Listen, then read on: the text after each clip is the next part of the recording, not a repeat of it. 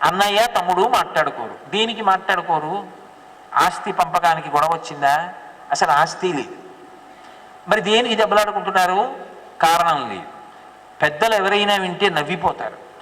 ఏ కారణం లేకుండా అన్నదమ్ములిద్దరూ సంవత్సరాలుగా మాట్లాడుకోలేదు. అప్పుడు ఏమి యోగ్యత కలిగిన బ్రతుకులు ఆ బ్రతుకులు? అది జీవితం కాదు. రామాయణంలో రామచంద్రమూర్తి పుష్పక విమానంలోంచి దిగుతుంటే లక్ష్మణస్వామి వెనకాతల దిగుతున్నాడు. భరతశత్రుఘ్నులిద్దరూ పరిగెత్తుకెళ్ళి పాదుకలు పెట్టి కన్నీళ్లతో స్వాగతం పలుకుతుంటే అక్కడే నిలబడిన విభీషణుడు వలవల వలవల కళ్ళ నీళ్లు కారిపోతుండగా తల ఉంచుకున్నాడు. నాకు ఇద్దరు అన్నలు, సామాన్యులు కారు, అపారమైనటువంటి బలపరాక్రమములు ఉన్నవారు. ఏరి రావణ కుంభకర్ణులు లేరు, ఒక్కడే ఉన్నాను. పక్కనే ఉన్నాడు సుగ్రీవుడు, వలవలా ఏడుస్తూ తలదించుకున్నాడు. ఏడి 4 సముద్రముల ఒడ్డున సంధ్యావందనం చెయ్యగలిగిన మహాబలశాలి. ఏడి మా అన్న లేడు, ఒక్కడే ఉన్నాను. నలుగురు కలిసి రథం ఎక్కి వెడుతుంటే అన్నదమ్ముల మధ్య తగు ఉన్నవాళ్ళు ఒకళ్ళనొకళ్ళు దెబ్బలాడుకుని చంపుకున్న వాళ్ళు ఏడిచారు. అది కాదు బ్రతుకు. కలిసి ఉండడం బ్రతుకు. రక్త సంబంధానికి గౌరవం ఇవ్వడం బ్రతుకు. అందుకే ఆ అన్నదమ్ముల మధ్యన ఆ ప్రేమ ఉండి తీరాలని చెప్తోంది శాస్త్రం. మీరు ఏ మాటలు చెప్పండి, దానికి వైరాగ్యం అన్న మాట అన్వయం కాదు.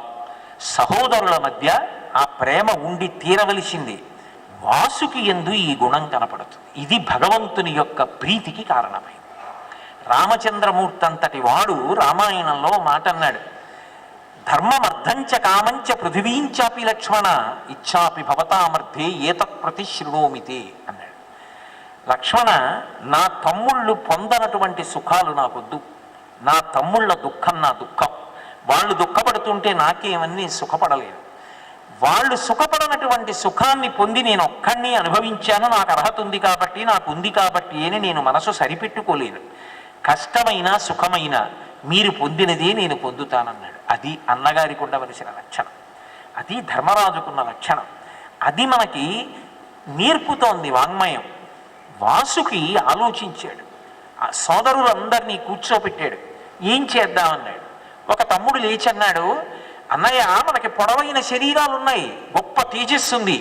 మనందరం కూడా బ్రాహ్మణుల్ని చిలిమి చేసుకుందాం, మెల్లిగా సర్పయాగం జరిగే ప్రదేశంలోకి చేరుకుందాం.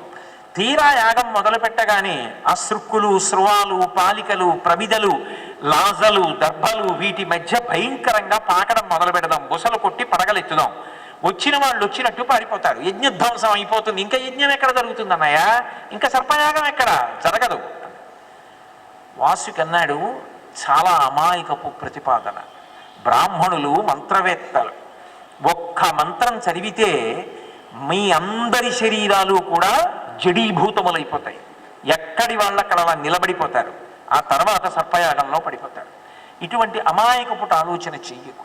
ఆయన దెబ్బలాడలేదు. నీ ముఖం నీకేం తెలుసు అనలేదు. దాని పరిణామాన్ని అంత ప్రేమతో వివరించాడు. మీరు ఆదిపర్వం చదువుతుంటే ఒళ్ళు పులకలు వస్తుంది. అబ్బా, ఏమి ప్రేమరా వాసుకుది! ఒక ధర్మరాజు అయితే ఎలా మాట్లాడతాడో, ఒక రామచంద్రమూర్తి అయితే ఎలా మాట్లాడతాడో, వాసుకి అలా మాట్లాడతాడు. పాము పైకి అయితేనే మనసు అమృతం. ఆఖరికి చర్చ జరిగింది. అందులో ఏలావంతుడు అని ఒక పాము, ఆయన తమ్ముడు లేచి వచ్చి ఒక మాట అన్నాడు. ఒకానొకప్పుడు ఒక గొప్ప సభలో నేను ఒక మాట విన్నాను. అన్నయ్య, ఈ యాగం జరగదు. ఈ యాగం మధ్యలో ఆగిపోతుంది, సర్పయాగం.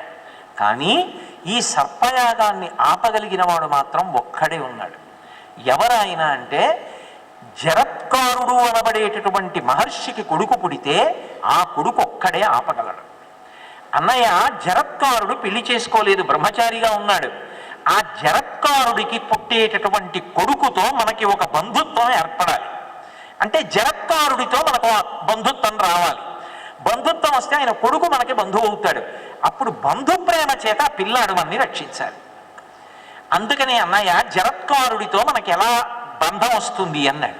వెంటనే పెద్దల్ని పిలిచి విచారించారు. అసలు ఎవరి జరత్కారుడు అని అడిగారు. పరమ విరాగి. ఆయన పెళ్లి చేసుకోలేదు, ఎప్పుడూ బ్రహ్మచర్యంలో ఉంటాడు. వేదమంత్రాల్ని ఎప్పుడు లోపల మననం చేస్తూ ఉంటాడు, అగ్నికార్యం చేస్తాడు, బ్రహ్మమునందు మనసుని రమింపచేస్తూ ఉంటాడు తప్ప ఆయనకి లౌకిక విషయముల యందు మనసు ప్రవర్తించదు. ఆయన ఒకసారి అరణ్య మార్గంలో వెళ్ళిపోతున్నాడు. వెళ్ళిపోతుండగా ఒక పెద్ద నీటి పడియ కనపడింది.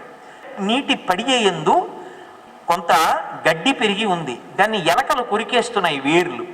ఒక్క వేరుతోటే ఆ గడ్డి దుబ్బు ఉంది. ఆ గడ్డి దుబ్బుకి తలకిందులుగా కొంతమంది వేలాడుతూ సూర్యకిరణములను ఆహారంగా తింటున్నారు. ఆయనకి చాలా ఆశ్చర్యమైంది. నీటి పడియ, అందులో ఒక గడ్డి దుబ్బ. ఆ గడ్డి దుబ్బుకి ఇది చాలా బలవంతరమైనటువంటి గడ్డి దుబ్బు కనుక పట్టుకున్నారా, తలకిందులుగా వేలాడుతున్నారా, సూర్యకిరణములను తింటున్నారా, ఇంకా ఒక్క వేరు మిగిలిందా, ఎలక కొరికేస్తే ఏమవుతారు వీళ్ళు అసలు అని అనుమానం వచ్చింది. వాళ్ళు కిందకి ఉన్నారు కదా, ఒడ్డున నిలబడి అడిగాడు, మీరెవరు ఇందుకు ఇలా ఉన్నారని అడిగాడు. వాళ్ళన్నారు, మా కర్మ. ఏం చెప్పమంటావు, మా వాళ్ళందరూ ఉన్నత లోకాలు పొందారు, కానీ మా వంశంలో జరత్కారుడు అని ఒకడు పుట్టాడు. వాడు ఋషి, వాడి మనసు ఎప్పుడూ బ్రహ్మమునందు ఉంటుంది. వాడు బ్రహ్మచారిగా ఉండిపోయాడు. వాడు సన్యాసము తీసుకోలేదు, పెళ్ళి తీసుకోలేదు. కడుపున పుట్టినటువంటి బిడ్డలు ఎవరైనా పెళ్ళి చేసుకోక సన్యాసము తీసుకోక ఉండిపోతే పైన ఉన్నటువంటి వాళ్ళందరినీ తలకిందులుగా కట్టేస్తారు, ఊర్ధ్వలోకాలకు పంపరు. అది మహాదోషం. వాడికి బ్రహ్మమునందు మనస్సు ఉంటుంది, కానీ వాడు మా గురించి ఆలోచించట్లేదు, ధర్మం తప్పాడు. అక్కడ పెళ్లి చేసుకోకుండా బ్రహ్మచర్యంలోనే ఉండిపోయి తిరుగుతున్నాడు. ఆ దోషం చేత మేము ఇలా అయ్యాం. వాడెప్పటికి పెళ్లి చేసుకుంటాడో, వాడికి ఎప్పటికి కొడుకు పుడతాడో, వాడికి కొడుకు పుడితే అప్పుడు మేము ఉత్తీర్ణులం అవుతాం. అప్పటి వరకు మా బ్రతుకింతే. ఇది ధర్మం.